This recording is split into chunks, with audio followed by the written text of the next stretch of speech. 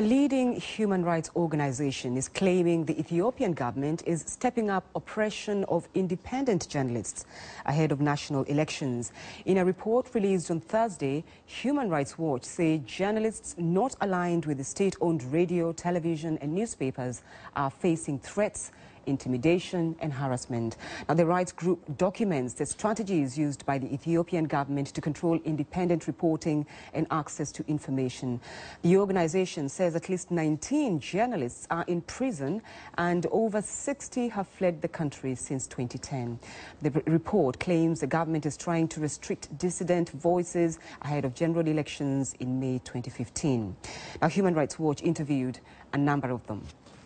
This is an article which is accused us, a famous article on page 3. They listed us terrorists.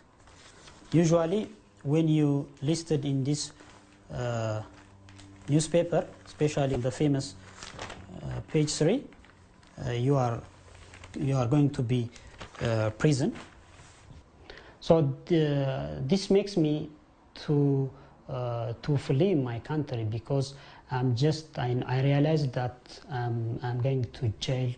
Journalists are getting arrested for expressing their opinion, for doing their job.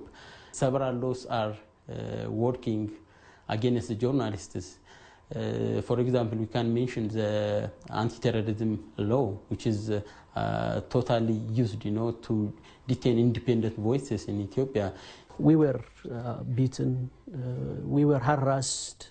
They warned us if we didn't stop our duty in the newspaper, in the magazines or in the websites, they will kill us, and they warned me to kill my wife, my children also. So.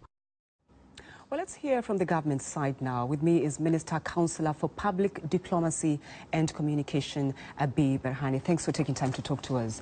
Is journalism a crime in Ethiopia? No, journalism has never been a crime in Ethiopia. So when you hear reports like this, is it not concerning, really?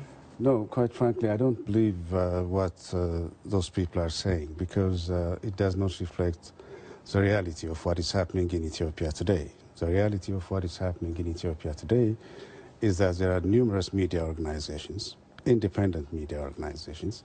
They are operating freely, they are alive and well, they are thriving, and they are criticizing the government on a daily basis, and nothing is happening to them. But how do you account then for instance, in 2014 alone, 6 independent publications closed, 22 journalists, bloggers charged with crime, 30 journalists fleeing the country? It does appear the government is not tolerant of criticism. No, the government is tolerant of criticism, and it might appear like that when you look at it at the first glance. But the fact of the matter is, if anyone is arrested, it's not because he or she is practicing her profession as a journalist.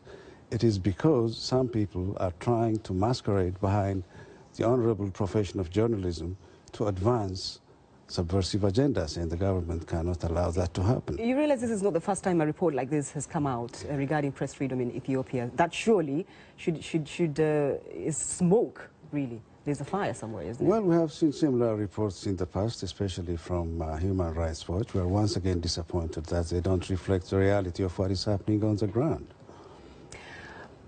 The government, in 2010, the ruling party, won about 99% of the vote. That means it is quite a popular one. What are they afraid of? What are they afraid of? No, they're not afraid of anything. What I'm saying is that, the media, as you know, is a very powerful tool. If you use it positively and constructively, it can be used to advance democracy, good governance, and so on and so forth.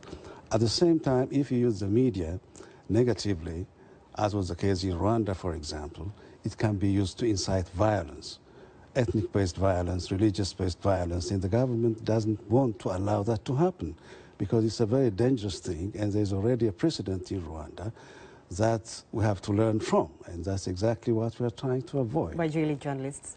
Yeah. By jailing journalists? By actually working together with journalists in a positive and constructive way. We have to leave it there, but thank you for taking time to talk to us on the program. Thank you. Thank you very much for